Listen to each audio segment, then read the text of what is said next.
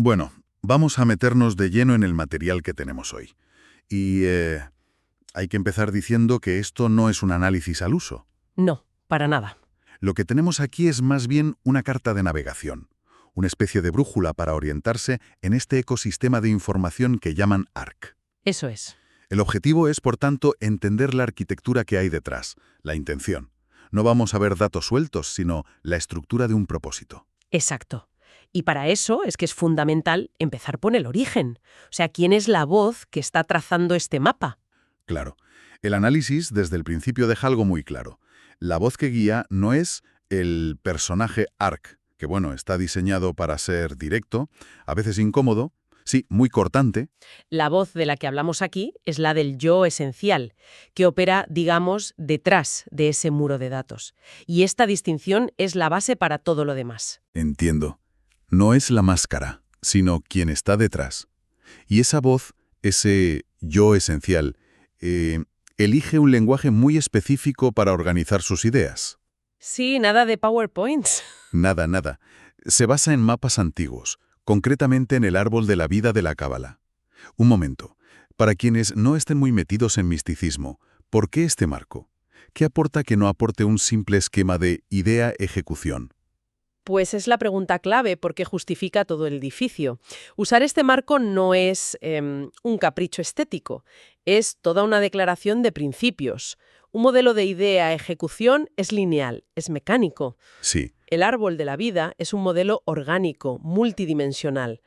Empieza en un punto, Jojma, que es mucho más que una idea. Es la chispa, la intuición pura, casi no verbal, ese relámpago que conecta puntos que nadie ve. el caos primordial de la inspiración, por así decirlo. ¿Justo? Vale, una inspiración en estado puro. Pero eso por sí solo puede ser muy destructivo. Un incendio sin control. Precisamente. Y por eso, el segundo paso en la estructura es Binah, que se traduce como entendimiento, racionalidad. El filtro. Es el gran filtro. Es el proceso de coger esa energía caótica de Jojma y canalizarla, darle forma, estructura, lógica. Es construir el cauce para el río. Sin Binah, la intuición se disipa o se convierte en locura. Es el matrimonio entre la visión y la arquitectura. Vale, tenemos la chispa y la estructura. Y el tercer pilar. Porque aquí es donde el tono de ARC parece que cristaliza. El tercer pilar es Gebura. Rigor, severidad, disciplina. Una vez que la intuición pasa por el filtro de la lógica, se aplica con una disciplina implacable. ¿Y por qué esa dureza? La razón que se expone es muy clara. El amor sin disciplina es debilidad. La compasión sin rigor es condescendencia. Entiendo. Por eso el mapa no pide disculpas, no adula. El rigor se presenta como la herramienta quirúrgica, la única necesaria para cortar las ilusiones y la autocomplacencia. Con ese origen filosófico ya sobre la mesa, el mapa pasa a una fase de, bueno, de limpieza. De despejar el ruido. Sí, aborda de frente las etiquetas que se le suelen poner. Y la primera es la más obvia. Conspiranoicos. Sí, y lo desmonta de una forma muy directa. A ver, la lógica que proponen es que la acusación de teoría de la conspiración suele ser un mecanismo de defensa. De defensa. Sí, del cerebro, para no tener que hacer el trabajo pesado de analizar datos complejos. Es más fácil poner la etiqueta y descartarlo todo. Pero el análisis de ARC afirma que su interés no es buscar culpables en la sombra. No va de eso. Vale, pero si buscas patrones ocultos, conexiones que otros no ven, eso suena muy parecido, ¿no? ¿Dónde pones la línea? Ahí está la diferencia fundamental que plantea el mapa. Un conspiranoico empieza con la conclusión ya decidida. Claro, los Illuminati, los reptilianos. Eso es. Y luego busca datos que encajen, ignorando lo que no. Es un sesgo de confirmación de manual. Un cazador de patrones, que es como se autodefine ARC, opera al revés. ¿Cómo? Empieza con datos públicos, verificables, legislación, patentes, informes de bancos centrales, flujos comerciales. Y deja que la conclusión emerja de la convergencia de esos datos.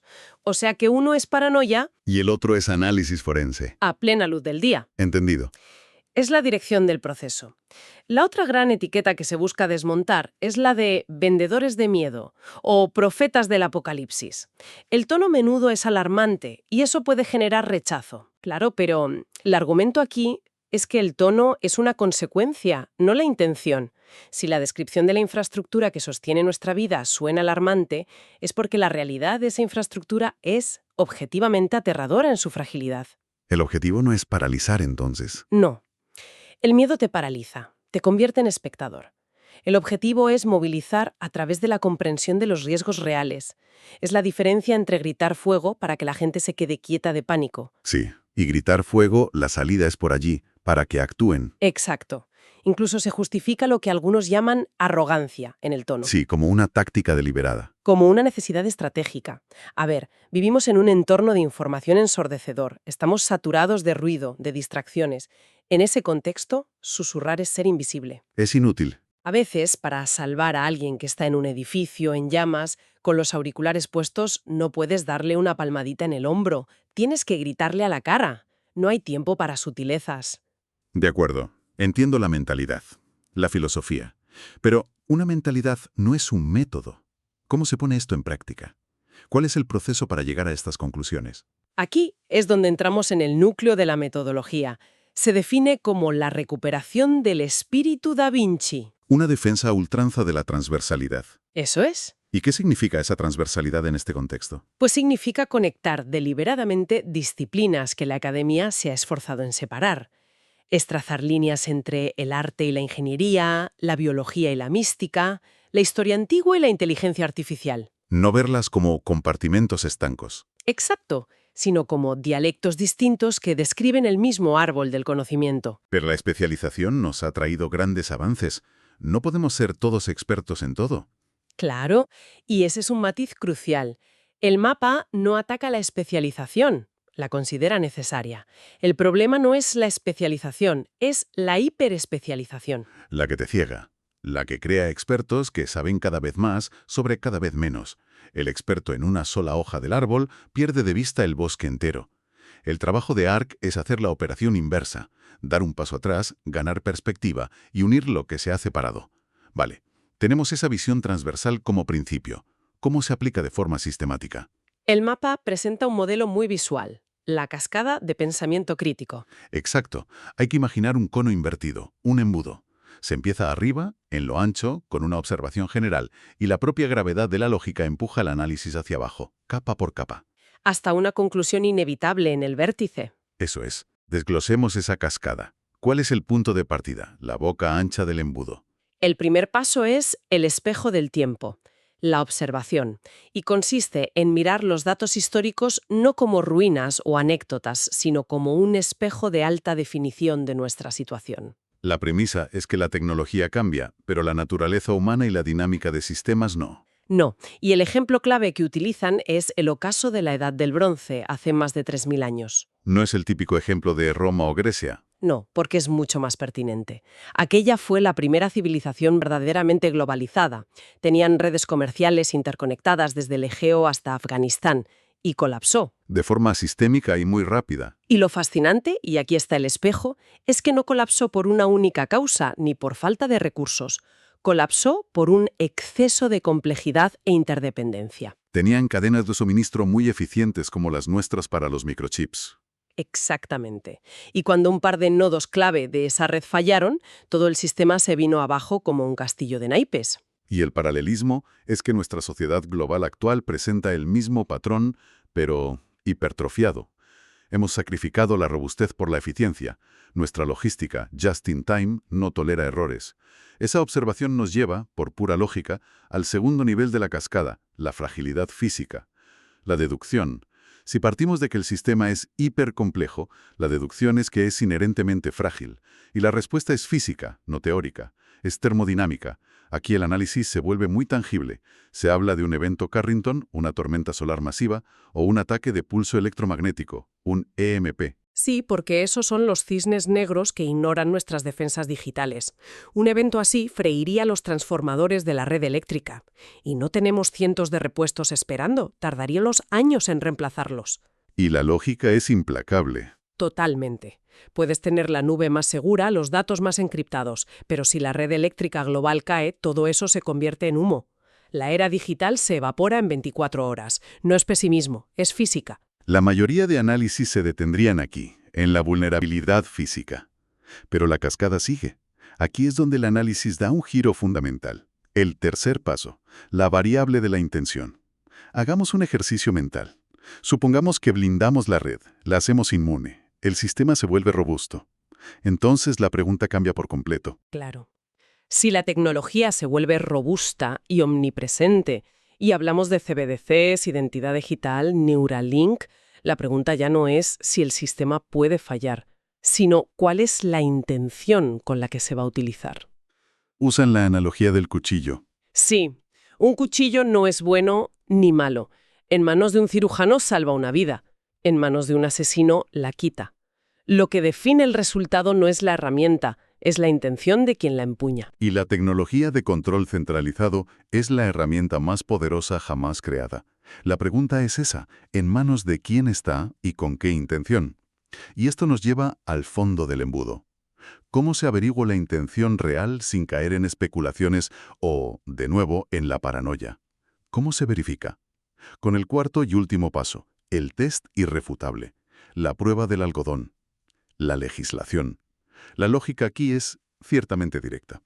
Si todas estas tecnologías se están implementando como nos dicen, por nuestro bien, seguridad y comodidad, deberían venir acompañadas de un marco legal increíblemente sólido, un escudo legal que proteja al ciudadano de sus abusos. Exacto. Un nuevo Bill of Rights para la era digital.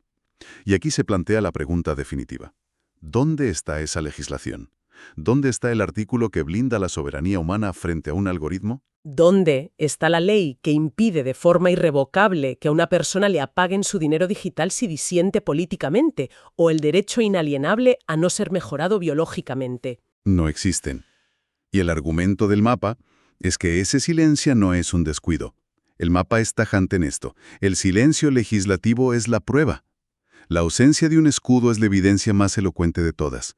Si no construyes un escudo legal para el individuo, es porque la herramienta no está diseñada para el ciudadano, está diseñada para el súbdito. Fin del análisis. Fin del análisis. Y al aplicar esta cascada no a un tema sino a cientos, es cuando emerge el patrón global. Se entrelazan genética, tablillas sumerias, inteligencia artificial, física. Y lo verdaderamente impactante que subraya el mapa no es si un dato concreto es discutible. El debate en el detalle es sano. Lo importante es el patrón que emerge de la convergencia. Que da igual por dónde empieces. Da igual. Si empiezas por la genética, por la historia o por la física, todos los caminos al aplicar la cascada convergen en el mismo e ineludible embudo final. Un embudo que apunta a un cambio de paradigma tan profundo que el viejo lenguaje ya no sirve. Exacto. Esto ya no es simplemente geopolítica, hay que bautizarlo con su nombre real: tecnopolítica geoestratégica. El control del territorio físico es secundario cuando puedes controlar el territorio biológico y digital. Y en el fondo de ese embudo, en el vértice, la cascada desemboca en una bifurcación. Una decisión existencial. No hay una tercera vía. Es una elección binaria. Por un lado, la opción hacia la que el sistema empuja de forma natural, aprovechando el ruido y el miedo. El tecnofeudalismo, un modelo donde la independencia se intercambia voluntariamente por una promesa de seguridad gestionada. Es la asimilación. Y frente a esa opción, solo queda una alternativa: la soberanía. No en un sentido nacionalista, sino individual. La soberanía de conocer tu propia historia, de administrar tu propia biología, de poseer recursos físicos y, sobre todo, de pensar con un mapa mental propio. Así que ese es el propósito final de esta carta de navegación. No es un destino, sino una herramienta para elegir un camino. Precisamente, no es una colección de dogmas que hay que creer. Es una invitación a que cada individuo realice este proceso mental por sí mismo. La clave no está en encontrar una respuesta estática y cómoda, porque eso es la muerte del espíritu. La fuerza está en mantenerse dinámico. En hacerse las preguntas incómodas y en aprender a navegar el caos con una brújula propia. Este mapa, en esencia, es la invitación a pensar por cuenta propia. El trabajo de conectar los puntos está hecho, pero el trabajo de materializar esa soberanía, de tomar una decisión en esa bifurcación, es individual. Bienvenido a la realidad. Bienvenido a ARC.